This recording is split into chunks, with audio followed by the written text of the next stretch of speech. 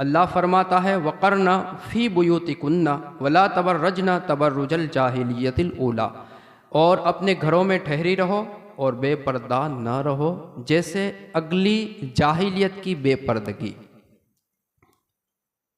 پھر فرمایا جا رہا ہے واقمنا الصلاۃ وآتینا الزکوٰۃ واطعنا اللہ ورسولہ، اور نماز قائم رکھو اور زکوٰۃ دو، اللہ اور اس کے رسول کا حکم مانو۔ انما یرید اللہ لیذہب عنکم الرجس، اللہ چاہتا ہے، اللہ تو یہی چاہتا ہے کہ اے نبی کے گھر والوں تم سے ہر ناپاکی کو دور فرما دے، ویطہرکم تطہیرا، اور تمہیں پاک کرے، خوب ستھرا کر دے۔ یہ حکم پاک ہے ازواج مطہرات کے لیے، یہ حکم پاک ہے بناتے رسول کے لیے، یہ حکم ہے ہر اس انسان کے لیے جو حضور پاک سے تعلق رکھتا ہے۔ کیا کہا گیا ہے؟ کس سے کہا گیا ہے؟ حضور کے ساتھ ہمیشہ رہنے والے اہل بیت اطہار کی عورتوں سے کہا گیا ہے۔ کیا؟ گھر میں رہو، پردے میں رہو، پردہ ڈالے رہو۔ جس طرح زمانہ جاہلیت کے اندر کھلے عام بے پردگی کے ساتھ لوگ رہا کرتے تھے، ایسے نہ رہا کرو۔ وَقَرْنَ فِي بِيُوتِكُنَّ وَلَا تَبَرَّجْنَ تَبَرُّجَ الْجَاهِلِيَّةِ الْأُولَىٰ، اپنے گھروں میں ٹھہری رہو اور پرانے جاہلیت والے سسٹم کے مطابق جینا ہمیں پسند نہیں ہے۔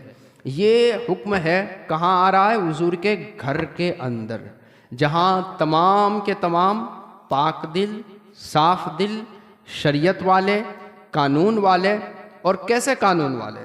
ہمیں آپ کو قانون جو ملتا ہے نا، کئی سارے لوگوں سے پاس ہو کر کے ہمارے پاس آتا ہے، ان لوگوں کے پاس قانون ڈائریکٹ زبان مصطفیٰ سے سننے کا موقع ملے۔ وہ لوگ ڈائریکٹ حضور پاک کی زبان، اللہ نے حکم نازل کیا، جبرائیل کو بھیجا، جبرائیل نے آ کر کے حضور پاک کو دیا۔ حضور پاک کے زبان پاک سے اگر کہا جائے نا کہ پہلا سننے والا کون؟ کہا ازواج مطہرہ۔ جب ہم لوگ دین کو اگر کسی صحیح انسان سے سنیں تو ہمیں عمل کرنے کا جذبہ جاگے، تو وہ لوگ جو حضور پاک کے حجرہ پاک کے اندر ہو، حضور پاک سے جن کے خاص سبند ویوہار ہوں، تو بتائیے ان کے اندر عمل ہوگا نہیں ہوگا؟ ضرور ہوگا، ضرور ان کا سسٹم ہوگا۔ لیکن پردے کے احکام جب نازل ہوئے، شروع ہوئے، تو بتانا ضرور تھا۔ اس سے ہمیں سمجھنا چاہیے کہ جسے برقع، حجاب، پردہ، اسلامی لباس بہنوں کے لیے کہا جاتا ہے، وہ کوئی عام بات، کوئی معمولی بات نہیں ہے، یہ بہت گہری بات ہے، اور اس کو گہرائی سے سمجھنا چاہیے کہ جب حکم رسول پاک کے گھر میں نازل ہو اور رسول پاک کے گھر میں رہنے والی عورتوں سے ارے ماں فاطمہ زہرا سے کہا جاتا ہو، تو میری بیٹی زہرا فاطمہ بطول کے سامنے کوئی حیثیت رکھتی ہی نہیں ہے۔ جو پاکی، جو صافی، جو طہارت ان کے پاس ہے، ویسی طہارت ہماری بچیوں بہنوں کے پاس، ماؤں کے پاس نہیں ہے۔ ماں فاطمہ زہرا کے اندر طہارت کتنی ہے کہ جس طرح عام عورتوں کے معاملات نیچرل سسٹم ہوتے ہیں، وہ بھی ماں فاطمہ زہرا کے ساتھ نہیں ہے، الگ ہی سسٹم ہے۔ ولادت کے بعد جو عام عورتوں کے معاملات ناپاکی کے ہوتے ہیں، وہ فاطمہ زہرا کے نہیں ہوا کرتے۔ یوں حضرت امام حسن پیدا ہوئے، ماں فاطمہ زہرا نے یوں نماز ادا فرمائی۔ یوں حضرت امام حسین پیدا ہوئے، یوں ماں فاطمہ زہرا نے نماز ادا فرمائی۔ ایسی طہارت والے لوگ، اور ان کے سامنے ہماری بچیوں کی کیا حیثیت ہے؟ جب ان سے کہا جائے حجاب میں، پردے میں رہا کرو، پردوں کی پابندی کے ساتھ رہا کرو، کسی کے غیر کے سامنے تمہیں اپنا چہرہ کھولنے کی ضرورت نہیں ہے، جسم آکاری تمہارا نہیں ہونا چاہیے، پھر اگر ہم یہ کہیں ہماری بچی بہت اچھی ہے، بہت سیدھی ہے، بہت سدھری ہوئی ہے، بہت بھروسے کے لائق ہے، نہیں تو جھوٹا انسان ہے، تو غلط ہے، جھوٹا ہے، ایسا ہو ہی نہیں سکتا۔ اگر ایسا ہو سکتا تھا نا تو یہ حکم وہاں نہیں آیا کرتا۔ یہ حکم جس انداز سے کہا گیا ہے، دیا گیا ہے، وہ کسی اور انداز سے بھی کہا جا سکتا تھا۔ قرآن مجید فرقان حمید کے اندر کئی ساری ایسی آیتیں ہیں کہ محبوب لوگوں سے کہہ دو، لوگوں سے فرما دو، اے لوگوں اس طرح سے کرو، اے انسانوں ایسے کرو، اے اولاد آدم اس انداز سے کرو. اس طرح کے بہت سارے احکام ہے، لیکن یہ حکم کہاں آتا ہے؟ حضور پاک کے گھر مبارک کے اندر آتا ہے. پھر وہاں پر کیا کہا جاتا ہے؟ نماز قائم کرو، زکوٰۃ ادا کرو، وَأَطِیعُوا اللَّهَ وَرَسُولَهُ، اور اللہ اور اس کے رسول کی اطاعت کرو. جو حکم نازل ہو رہا ہے وہ سارا صاف کہہ رہا ہے کہ یہ اتنا اونچا حکم ہے کہ اس کے سب سے پہلے مخاطب ہے نا حضور پاک کے گھر والے لیے گئے. تو عام لوگوں کو سمجھ جانا چاہیے کہ اگر تھوڑی سی بھی کوتاہی ہم نے اطاعت خدا اطاعت رسول کے اندر کی، خدا کی فرما برداری رسول اللہ کی فرما برداری کے اندر ذرا سی بھی کوتاہی کی تو ہم بہت بڑے مجرم ٹھہرے. جب انہیں کہا جائے اقیمنا الصلاۃ، نماز قائم کرو، نماز کی پابندی کرو، جب انہیں کہا جائے زکوٰۃ دو، اللہ اور رسول کے احکام کی پابندی کرو، تو پھر ہمارا کیا بنے گا اور ہمارا حساب کیسے ہوا کرے گا؟ رب کہتا ہے انما یرید اللہ، اللہ چاہتا ہے لیذھب عنکم الرجس، تم سے ہر گناہ کی گندگی کو دور کر دے، تمہیں بالکل صاف ستھرا پاک پاکیزہ کر دے، تمہارے اندر کوئی چیز رجس جسے کہا جاتا ہے نہیں رہنا چاہیے. یہ کنہیں کہا جا رہا ہے؟ اہل بیت اطہار سے. وہاں یہ حکم نازل ہو رہا ہے. اتنی شان والے، قدر والے، کیسی شان والے ہیں؟ اللہ کے رسول نے ارشاد فرمایا، حضور پاک فرمایا کرتے تھے اے اللہ تو اس سے محبت کر جو مجھ سے محبت کرے، اور میری محبت کی وجہ سے میرے اہل بیت سے محبت کرے. اتنی شان اونچے مرتبے والوں سے جب یہ بات کی جا رہی ہو تو عام انسانوں، عام مسلمانوں کو تو بہت زیادہ سمجھنے اور بہت زیادہ گمبھیرتا سے لینے کی باتیں ہیں. بلکہ اس آیت پاک جسے آیت تطہیر کہا جاتا ہے، جب یہ آیت پاک نازل ہوئی نا تو لکھا یہ گیا ہے کہ تقریباً 40 دن یا 8 مہینے تک حضور پاک فجر کی نماز کے لیے اٹھتے. ماں فاطمہ زہرا کروڑوں سلام اور لاکھوں درود ہو ان کی ذات بابرکت کے اوپر، ان کے گھر جاتے، دروازے پر دستک دیتے اور فرماتے السلام علیکم یا اہل البیت، سلامتی تم پر ہو اہل بیت، وَيَرْحَمُكُ اللَّهُ، اور اللہ تم پر رحم کرے. پھر فرماتے رحیمکم اللہ، اللہ تم پر رحم کرے. الصلاۃ، کیا کہتے؟ نماز. نماز کی پابندی. محبوب خدا کا جائے اٹھانے فاطمہ زہرا کے گھر پر بات کیا کرے؟ نماز. 40 دن یا ایک روایت کے مطابق 8 مہینے لگاتار وہاں جا کر یہی بات کرنی ہے، نماز نماز نماز پڑھو، نماز کی پابندی کرو، فجر کے لیے اٹھ جاؤ. یقیناً وہ فاطمہ آپ نے سنا ہے نا، حضرت فاطمہ کیا کرتی؟ ایک سجدہ آپ کا اتنا لمبا ہوتا کہ وقت آخر آ جاتا اور آپ کیا کہتی؟ اے مولا رات اتنی چھوٹی کیوں بنائی کہ تیری بندی فاطمہ ایک سجدہ پورا نہ کر پائے. بتائیے وہ کیا بیدار نہیں ہوں گے؟ جاگ ہی رہے ہوں گے. وہ لوگ جنہوں نے سجدوں کی پریکٹس اس انداز سے کی ہے کہ پورا شریر کٹ جائے پھٹ جائے لیکن وہ سجدے نہ چھوڑا کریں، تو یہ بہت آسانی کے ساتھ تو نہیں ہو سکتا. پوری زندگی لگاتار ہمیشہ ہر وقت عبادتوں کے تصورات جن کے بن رہے ہو نا ان سے ہی ہو سکتا ہے. اور وہاں پر اللہ کا حبیب 40 دن تک یا 8 مہینے تک کہا کریں نماز پڑھو نماز پڑھو، اور انہیں نماز کی دعوت دیتا رہے. اور آج میرا بھائی، میری بیٹی، میرا بچہ، میری بیوی اور رات کو دیر سے سوتے ہیں، انہیں نیندیں نہیں آتی، وہ بہت تھک کر کے سوئے ہیں. بتائیے آپ کیا کر رہے ہیں؟ جب اتنی شان والے لوگ، یعنی جن کے پاس جنت کے سرٹیفکیٹ ہیں، جن کو جنت فائنل دی جائے، اور ہمارا تو کوئی ہے نہیں آدھار. ہمارے گھر کے اندر سارے ہی گدھے سوئے ہوئے ہوتے، کچھ نماز کے لیے کچھ آ جاتے ہیں، باقی تمام کے تمام سوئے ہوئے ہوتے ہیں. گھر کے اندر جتنے سارے افراد ہیں، کوئی بوڑھا اٹھ گیا تو اٹھ گیا، کوئی کبھی نماز کے لیے آ گیا تو آ گیا، ورنہ سارے کے سارے سوئے ہوئے ہیں۔ بندہ اٹھنے والا اس انداز سے اٹھتا ہے کہ کوئی نہیں نیندر خراب نہ تھئی جائے۔ اٹھنے والا اس طریقے سے چور کی طرح اٹھتا ہے کہ کسی کی نیند خراب نہ ہو جائے۔ ارے بندہ خدا یہ سوچ کسی کی دنیا اور آخرت خراب نہ ہو جائے۔ اٹھا، جگا، بیدار کر، تیرے اوپر واجب ہے۔ لا اس کو پکڑ کر کے نماز کے لیے، تیرے اوپر یہ واجب ہے۔ پڑھ نماز اور پابندی کر نمازوں کی، یہ تیرے لیے ضروری ہے۔ اگر یہاں نیند خراب ہوتی ہے تو ہو جائے، اگر نیند خراب نہیں، نیند کی کمی کی وجہ سے دماغ بھی خراب ہوتا ہے نا، تو بھلے ہو جائے، دنیا خراب ہوگی، آخرت نہیں خراب ہوگی۔ اتنی عظیم چیزیں، اتنی اونچی چیزیں، لوگ اس کو بالکل معمولی، بالکل لا یعنی بغیر اہمیت کی چیز سمجھ کر کے اسے ٹھکرا دیا کرتے۔ یہ آیت پاک جس کو بار بار سنا گیا ہے اور اسے صرف اہل بیت اطہار کی فضیلت پر محمول کر کے لوگ آگے کی باتیں نہیں کرتے، لیکن ساری بات کریں نا تو اسی آیت پاک کے اندر پردے کا حکم ہے، حجاب کا حکم ہے، نماز کا حکم ہے، زکوٰۃ کا حکم ہے، اللہ کی اطاعت، رسول اللہ کی اطاعت کا حکم ہے۔ پھر آیت تطہیر کا جو وہ حصہ بیان کیا جاتا ہے، لیطہرکم تطہیرا، بعد میں بیان کیا گیا۔ جو یہ دعوے کرتے ہیں نا ہمیں اہل بیت اطہار سے بڑا پیار ہے، محبت ہے، ارے ہونا چاہیے، ایمان کا حصہ ہے۔ ایمان مکمل نہیں ہوتا۔ حضور پاک نے کہا کہ جو میرے اہل بیت اطہار سے محبت نہ کرے اس کا ایمان مکمل نہیں ہوگا۔ یہ بات صحیح ہے، لیکن محبت کا درجہ کہاں سے چلے گا؟ محبت کا حساب کہاں سے ہوا کرے گا؟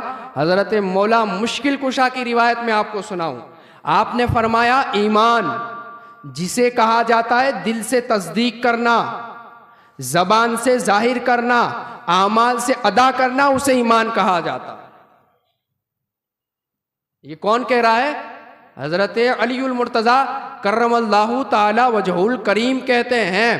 اب جب اس انداز سے اسلام اور مذہب ہوا کرے گا نا تو اس کا فائدہ ہوگا، اس کا احساس ہوگا، اور اس کے جانے کا تمہیں پتہ چلے گا کہ کس انداز سے میرا مذہب، میرا اتنا قیمتی مذہب چلا گیا اور اس کی یہ ساری چیزیں میں عمل نہیں کر پایا۔ حدیث کے اندر راوی ہوتے ہیں، یعنی وہ انسان جو حدیث بیان کرے، وہ لوگ ہوا کرتے ہیں، اور وہ لوگ اس روایت کے اندر کون کون ہے پتہ ہے آپ کو؟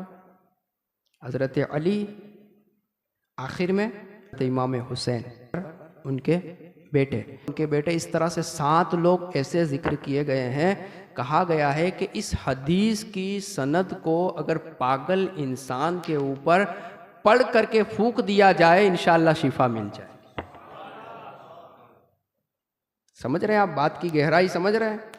بلکہ یہ جو نام ہے نا وہ تعویذ میں لکھے اور پہنائے جاتے ہیں بیمار کو شفا کے لیے، بیماروں کو شفا دینے کے لیے۔ تو وہ کیا کہتے ہیں اور کیا سمجھا رہے ہیں؟ تمہارا دین مذہب کس انداز کا اور کس پرکار کا ہونا چاہیے، یہ سارے سمجھا رہے ہیں کہ اگر تم نے 3 حرمتوں کی پابندی نہ کی، 3 عزت والی چیز کو سنبھال کر کے نہ رکھا، ان کا ادب نہ کیا، احترام نہ کیا، تو تمہارا دین مذہب چلا جائے۔ کون سی 3 چیزیں ہیں؟ اسلام کی حرمت، یہ حضور پاک نے فرمایا، اسلام کی قدر ایسی جانو جیسے کہ قدر جاننے کا حکم ہے۔ پھر حضور فرماتے ہیں میری حرمت، میری شان اور میری قدر ایسی کرو جیسا کہ کرنے کا حکم ہے۔ پھر میرے نسب کی حرمت، میرے اہل بیت اطہار کی حرمت کو، ان کی قدر و شان کو جانو اور سمجھو اور ان کو قبول کرو۔ کہنا کیا چاہ رہا ہوں، جب اتنی اونچی شان والے لوگوں کو جب یہ حکم دیا جاتا ہے تو ہمارے لیے کیا ہوا کرے گا؟ جب اتنے درجے والے لوگوں کو یہ کہا جائے 40 دن تک، 8 مہینے تک نماز کی پابندی کرو، اور یہ میرا بھائی صرف دعوے دار، دین مذہب کا دعوے دار، محبت اہل بیت، آل رسول کا دعوے دار، نمازوں کی سراسر غفلت میں گزارنے والا، پابندی نہ کرنے والا، یہ کہے میں بخش دیا جاؤں گا؟ ہو سکتا ہے؟ بالکل نہیں ہو پائے گا، بالکل نہیں۔ اٹھنا پڑے گا، پابندی کرنی پڑے گی۔ اللہ کہ رسول نے جو کہا ہے وہ کرنا پڑے گا، اور زندگی اس حساب سے گزارنی پڑے گی جب جا کر کے بخشش، مغفرت، جنت جب جا کر کے درجے ملا کر۔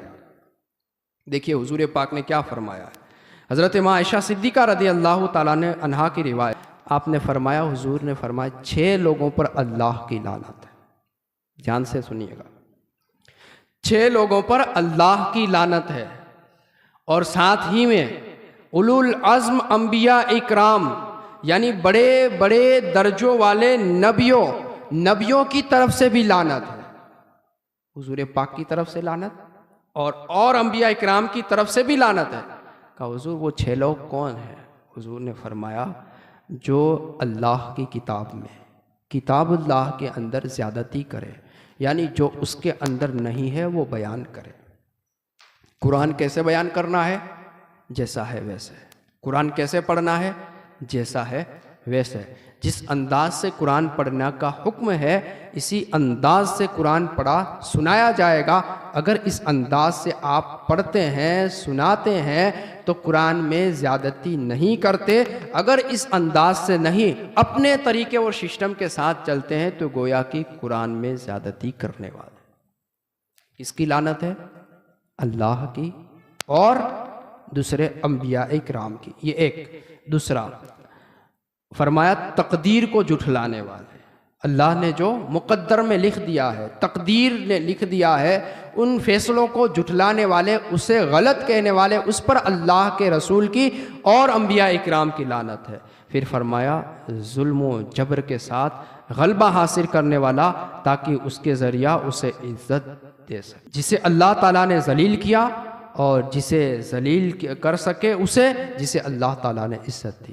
ظالم و جابر انسان پر اللہ کے رسول کی لعنت، انبیاء اکرام کی لعنت۔ وہ ظلم اس لیے کرتا ہے عزت والے لوگوں کو ذلیل کرے، ذلیل لوگوں کو اونچے مرتبے دیا کرے۔ اگر اس پرکار کا کوئی ظلم کرتا ہے، جبر کرتا ہے، پاور جماتا ہے تو اس پر بھی لعنتیں ہوا کرتی۔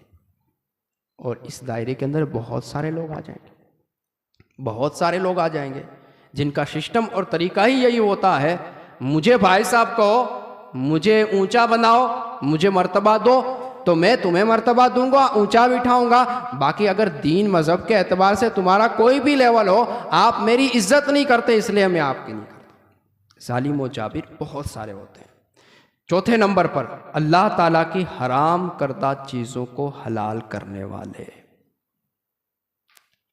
اللہ نے جن چیزوں کو حرام کیا ہے اسے حلال سمجھنے، حلال جاننے والے، حلال کا اس پر حکم لگانے والے۔ کس کی لعنت؟ اللہ کی اور دیگر انبیاء کرام کی لعنتیں اس پر برسا کریں گی۔ جب اللہ کا نبی لعنت کرے اور انبیاء کرام لعنت کرے نا، تو پھر وہ انسان ایسا ہے کہ خدا کی تمام مخلوق اس پر لعنت بھیجا کر۔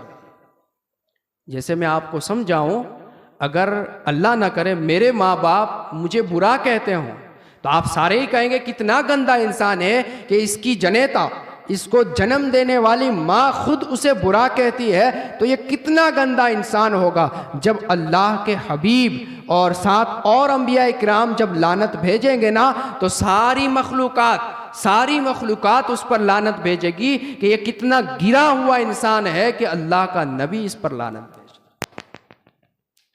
حرام کردہ چیزوں کو حلال سمجھنے والے لوگوں نے ماحول ہی ایسا بنا کر کے رکھا ہے، سسٹم ہی ایسا بنا رکھا ہے کہ اگر کوئی بڑا کام کرنا ہونا تو حرام کے سوا چل ہی نہیں سکتا۔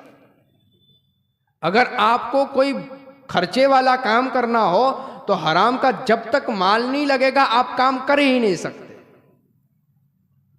ایسا کہاں واجب لکھا ہے، ایسا کہاں ضروری لکھا ہے؟ مسجد ہے نا، یہ مسجد ہے، اس کے اوپر سارا سسٹم فٹ ہے، اگر نہ ہو تو کیا فرق پڑتا ہے؟ کیا فرق پڑے گا؟ ایسا کہاں واجب لکھا ہے کہ بھئی اس کے اندر ایسے فٹ کرو، اس کے اندر چھت ڈالو، اس کے اندر فرش ڈالو؟ کیسے سجدے کیے تھے؟ کیسی مسجدیں ہوا کرتی تھی؟ کس انداز کی مسجدیں ہوا کرتی تھی؟ اگر کوئی کرے کہ 5 کروڑ کی مسجد بنانے کے لیے مجھے 2 نمبری تلاش کرنے پڑیں گے، بتائیے ایسا شریعت کے اندر کہاں لکھا ہوا ہے؟ اگر کسی خطیب کی اعلیٰ خطابت سننے کے لیے مجھے لاکھوں روپے کسی 2 نمبری سے لینے پڑے تو ایسا شریعت نے کہاں لکھا ہوا ہے؟ بلکہ سنو، اہل بیت اطہار کی فضیلت بھی بیان ہو اور آپ کو بھی پتا چلے کیسی مسجدیں ہوا کرتی تھی۔ حضرت امام حسین کی روایت، آپ حضرت سعید، تقریباً سعید ابن مسیب سے فرماتے ہیں، سعید کہتے ہیں ایک مرتبہ حضرت امام حسین مجھ سے کہنے لگے، میں مسجد نبوی میں گیا اور حضرت عمر ممبر پر خطبہ دے رہے تھے، یعنی تقریر کر رہے تھے۔ میں گیا اور میں نے جا کر کے کہا، عمر میرے باپ کے ممبر سے نیچے اتر اور اپنے باپ کے ممبر پر بیٹھ۔ کیا کہا؟ میرے باپ یعنی میرے نانا حضور کے ممبر سے نیچے اتر، جا کر کے اپنے باپ کے ممبر پر بیٹھو۔ تو حضرت عمر نے، حضرت امام حسین فرماتے ہیں، حضرت عمر نے مجھے لیا، اپنے بغل میں بٹھایا اور کہا، حسین میرے باپ کا تو کوئی ممبر ہے ہی نہیں، میرے باپ کی کیا شان ہے، ساری تمہاری ہے، سارا کچھ تمہارا ہے۔ اس روایت کے اندر امام حسین کہتے ہیں کہ میں حضرت عمر فاروق اعظم کے پاس بیٹھا رہا اور وہاں پر جو کنکریاں مٹی تھی اس سے کھیلتا رہا۔ کیسی مسجد تھی، کیسا فرش تھا، بالکل کچا، سجدے کرو تو پیشانی کے اندر کنکر لگے، اس سے تکلیف ہو۔ اگر مجھے اتنا بڑا کام لینا ہو اور وہ قیمتیں لانی پڑی تو اس کی اجازت نہیں ہے۔ یہاں کیا کہا جا رہا ہے؟ اللہ کی حرام کردہ چیزوں کو کوئی حلال جانے، حلال سمجھے تو اللہ کی لعنت اور نبیوں کی لعنت ہوا کرتی ہے۔ لعنتیں اتنی برس گئی کہ لوگ صحیح کام کو غلط کی طرف منسوب کر کے اس کو اچھا بتانے لگ گئے۔ نقصان کیا ہوا؟ پیچھے رہنے والی جنریشن بگڑ جائے گی۔ آپ کی تو ختم ہوئی، گزر گئی، نیو جنریشن جو نوجوان نسلیں ہیں نا، وہ اگر ایسے ہی تصورات بٹھا لیں گے تو پھر نقصان ہوگا اور انہیں کبھی بھی صحیح راستہ نہیں مل پائے گا۔ اور یوں بھی ہماری قوم بیچاری، انہیں گنان تھوڑا سا ہوتا ہے، اگر کوئی اس طرح کا مالش پولش کر دے، 50-60 ہزار روپے کسی نوجوان سے لے لے اور اس کی تعریف کر دے، بیچارہ نوجوان کبھی نہیں سدھر پائے گا۔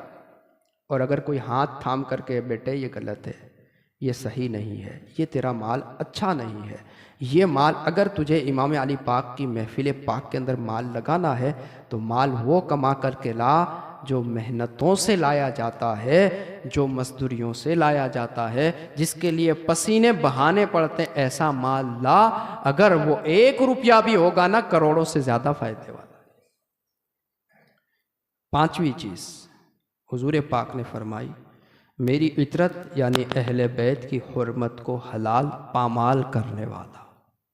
لعنت ہے اس شخص کے اوپر جو اہل بیت اطہار کی قدر اہمیت نہ سمجھے۔ ایسے لوگوں پر اللہ کی رسول کی لعنت، اللہ کی لعنت اور نبیوں کی لعنت ہوا کرتی ہے۔ اور وہ دشمنی اہل بیت اطہار سے بغض رکھنے والا، ان سے جلن رکھنے والا، ان سے حسد رکھنے والا، ان کی تعظیم اور ان کو مرتبے نہ دینے والا، تو یقیناً ان پر بھی لعنت ہوا کرتی ہے۔ جب پتہ چلا نا کہ اس کا کانٹیکٹ اور کنیکشن حضور پاک کے خون پاک سے ہے تو معاملہ بند ہو جاتا ہے، وہاں پر باتیں ختم ہو جاتی ہے۔ ہمارے لیے ضروری اور واجب ہو جاتا ہے کہ اس کی پوری تعظیم کرنے کی کوشش کریں۔ کیوں تعظیم کرنی ہے؟ پرسنل ویکتی کا میٹر نہیں ہے، وہ حضور پاک کی پرسنالٹی کا میٹر ہے۔ یہ اس ویکتی کا معاملہ نہیں ہے۔ ہمیں تعظیم کس کی کرنی ہے؟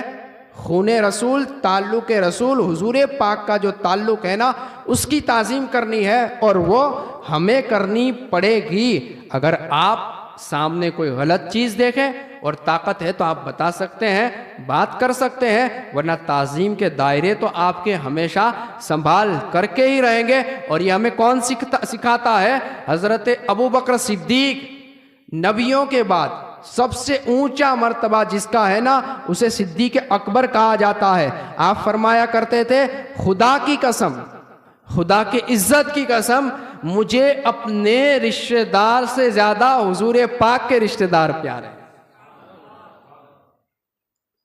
مجھے اپنے رشتہ دار سے زیادہ حضور پاک کے رشتہ دار پیارے ہیں، اور اس انداز سے ہمارے اسلاف، ہمارے حضور کے اصحاب تعظیم کیا کرتے تھے اور یوں مرتبے دیا کرتے تھے۔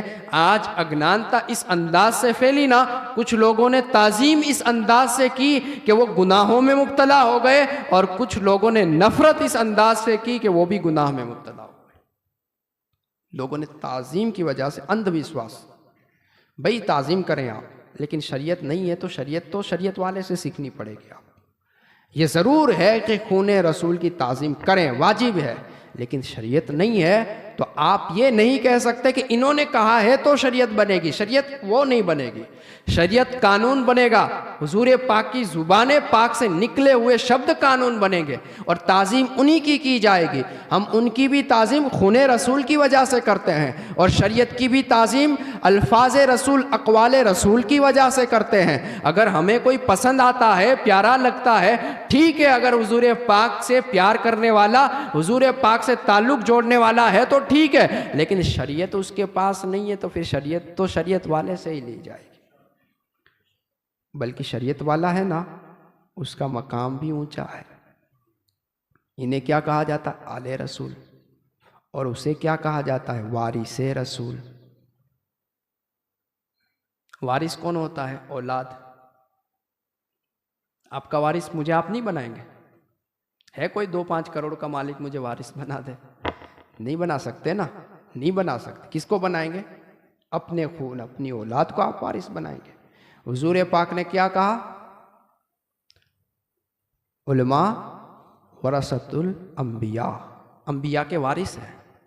ایک بہت گہرا تعلق ہے، بلکہ فتویٰ بھی یہ ہے، ایک اہل بیت سے ہے اور ایک علم سے، وراثت والا ہے، ایک اہل بیت سے ہے اور اس کے پاس علم کی وراثت نہیں ہے، ایک اہل بیت سے نہیں ہے پر اس کے پاس علم کی وراثت ہے۔ تو مرتبہ اگر دیکھا جائے گا نا تو مرتبہ وراثت علم والے کا ہوا کرے گا، یہ ہے۔ لیکن پھر بھی الحمدللہ اللہ نے سمجھ دی ہے، خون رسول کا ادب اور احترام ہمیشہ کرتے ہیں، اور ہمارے ساروں کے اوپر واجب و ضروری ہے کہ ہم اس کا احترام کریں۔ حضرت عمر فاروق اعظم ایک مرتبہ اپنے دربار کے اندر بیٹھے ہیں، صحابی رسول سے بات چل رہی ہے۔ جب حضرت عبداللہ ابن عمر نے دیکھا نا اندر صحابی رسول ہے، کاتب وحی حضرت امیر معاویہ ہے، اور حضرت عمر فاروق اعظم دونوں کی بات چل رہی ہے، تو عبداللہ ابن عمر یعنی حضرت عمر فاروق اعظم کے بیٹے دروازے پر کھڑے ہو گئے۔ تو کوئی خاص معاملہ ہوگا، بات ہو رہی ہوگی، اور میں بچہ وہاں جا کر کے ان کی بات کے اندر کیسے ڈسٹرب کر سکتا ہوں، لہٰذا وہ دروازے پر رک گئے۔ اتنے میں حضرت امام حسین آئے، کہا عبداللہ ابن عمر کھڑے ہیں تو کوئی مسئلہ ہو سکتا ہے، لہٰذا آپ نے بھی دیکھا، کہ حضرت عمر اور حضرت امیر معاویہ بات کر رہے ہیں، تو آپ حضرت عبداللہ ابن عمر کے ساتھ ریٹرن ہو گئے۔ حضرت عمر ملے، کہا حسین دکھ نہیں رہے ہو، کیا معاملہ ہے، کبھی کبھی آ جایا کرو۔ کہا حضرت میں آیا تھا لیکن آپ کی بات چل رہی تھی، آپ کوئی چرچا کر رہے تھے، عبداللہ ابن عمر باہر کھڑے تھے، کہا عمر کے بیٹے سے زیادہ عزت والا رسول کا بیٹا ہے۔ بیٹے تمہارے لیے قانون نہیں ہوا کرتے، ہمارے دربار کے قانون اوروں کے لیے ہوا کرتے ہیں، ہمارے بچے نہیں آیا کرتے، ہے تو تمہارا سارا، کبھی بھی آ جایا کرو، تمہارے آنے کی وجہ سے ہمارے کام ڈسٹرب نہیں ہوا کرتے، بلکہ ہمارے سروں کے اندر جو بال ہیں نا وہ بھی تمہاری دعاؤں کی وجہ سے آئے ہوئے۔ یہ ادب، یہ تعظیم وہ لوگ کر رہے ہیں جو نبیوں کے بعد جن کے مرتبے اونچے ہیں۔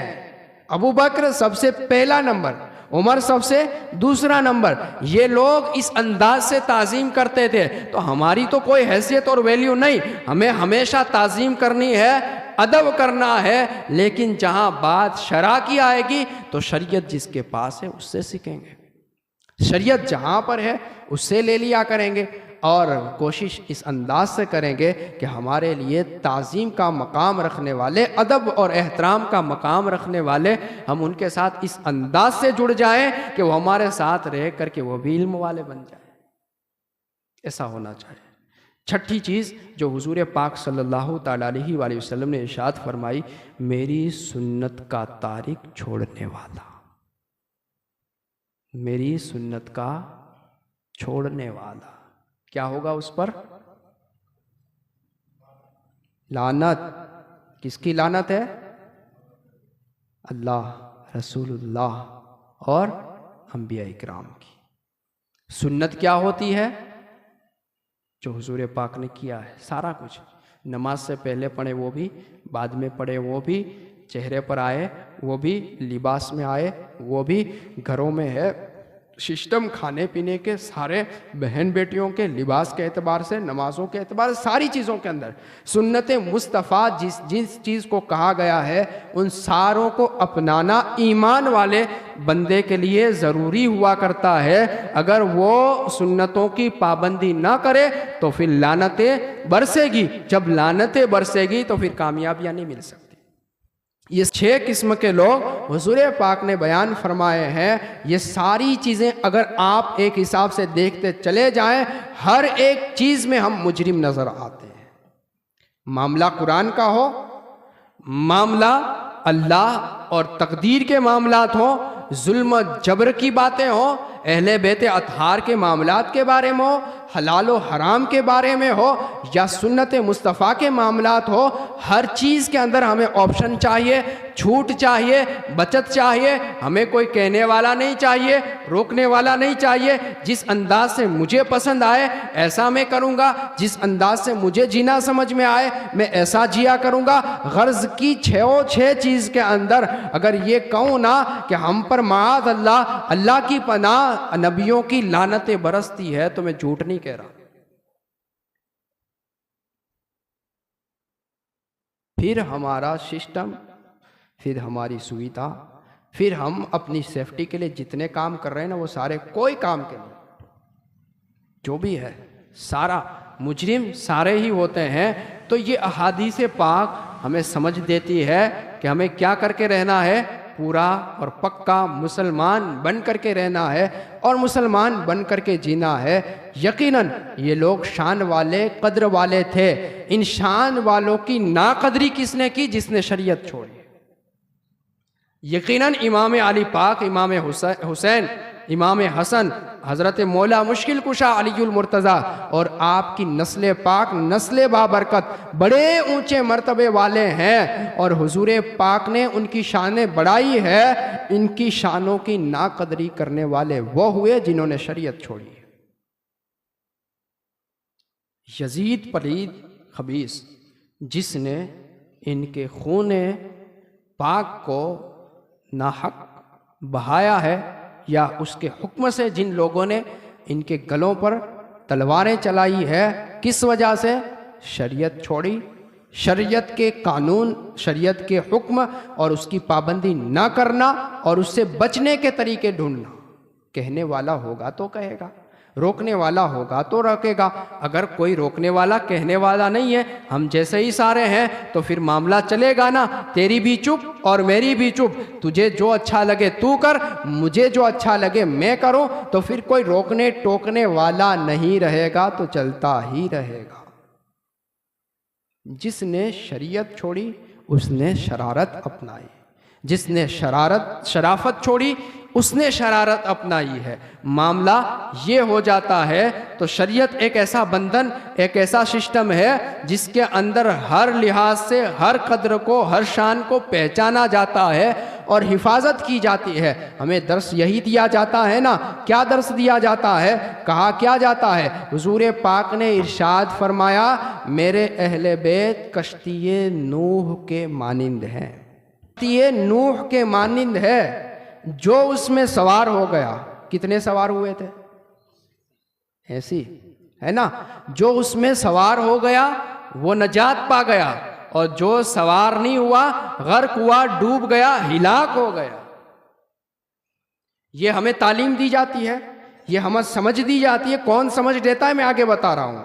پھر حضور پاک نے فرمایا، اصحابک النجوم بأیہم اقتدیتم اہتدیتم، میرے صحابہ، میرے اصحاب نجوم ہدایت ہے، ستاروں کی مانند ہے، ہدایت کے ستارے ہیں۔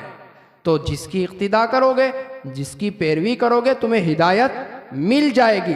ان دونوں کے اندر کنیکشن کیا ہے؟ کشتی والا اپنا ڈائریکشن جو دیتا سمجھتا ہے وہ ستاروں کو دیکھ کر کے اپنے راستے کا تعین جو کرتا ہے، اس کو گائیڈ لائن دینے والا کوئی ہوتا ہے نا، وہ آسمان میں موجود ستارہ ہوتا ہے، جب جا کر کے کشتی کے کپتان کو راستہ ملا کرتا ہے۔ حضور پاک نے کیا فرمایا؟ کشتی میں سوار ہو جاؤ، ستاروں کو دیکھتے چلے جاؤ، سمندر بہت بڑا ہوتا ہے، راستے میں بہکنے بھٹکنے سے بچنا ہو تو تمہیں ستاروں کو بھی دیکھنا ہوگا اور چلنا ہوگا، کشتی میں بھی سوار ہونا ہوگا۔ تو پھر امام اہل سنت نے کہا اہل سنت کا ہے بیڑا پار اصحاب حضور۔ کس نے سمجھایا؟ اعلیٰ حضرت نے، احمد رضا خان نے۔ احمد رضا خان دشمنی نہیں سکھا رہے ہیں، دوستی ہی سکھا رہے ہیں، پر آپ سمجھ نہیں پا رہے ہیں۔ اعلیٰ حضرت امام اہل سنت کو آپ سمجھ نہیں پا رہے ہیں، جب جا کر کے آپ کو دشمنی ہوتی ہے۔ احمد رضا بات کرے گا شریعت کی کرے گا، وہ روکے گا آپ کو غلط چیزوں سے، گندگی سے آپ کو روکے گا، وہ نہیں کرنے دے گا، وہ قانون بیان کرے گا۔ ساتھ میں سکھا کیا رہا ہے؟ اہل سنت کا ہے بیڑا پار اصحاب حضور، نجم ہے اور ناو ہے اطرت رسول اللہ۔ یہ سسٹم ہمیں سکھایا جاتا ہے، سمجھایا جاتا ہے، اور اس کی پابندیاں کہی جاتی ہے کہ ان سارے راستوں کے اندر تمہیں ہمیشہ دھیان رکھنا ہے، خیال رکھنا ہے۔ آج جو کربلا بیان کیا جاتا ہے، کہاں سے بیان کیا جاتا ہے؟ ہماری کتابوں میں سے لا کر ہی تو بیان کیا جاتا ہے۔ اہل بیت اطہار کے بارے میں کیا کہا جاتا ہے؟ تیری نسل پاک میں ہے بچہ بچہ نور کا۔ یہ کون تعلیم دے رہا ہے؟ امام۔ تیری نسل پاک میں ہے بچہ بچہ نور کا، تو ہے عین نور، اصل نور، مخزن معدن نور، تو ہے عین نور، تیرا سب گھرانہ نور کا۔ یہ تعلیم دی جاتی ہے، سکھایا جاتا ہے۔ تو اہل بیت اطہار کی تعظیمیں ہم ضرور کرتے ہیں، لیکن معاملہ کیا ہوا؟ جس نے شریعت چھوڑی وہ شرارت کے اوپر آ گیا، جس نے شرافت چھوڑی وہ شیطانت کے اوپر آ گیا، اور اس نے ماحول کے اندر فتنہ پھیلایا۔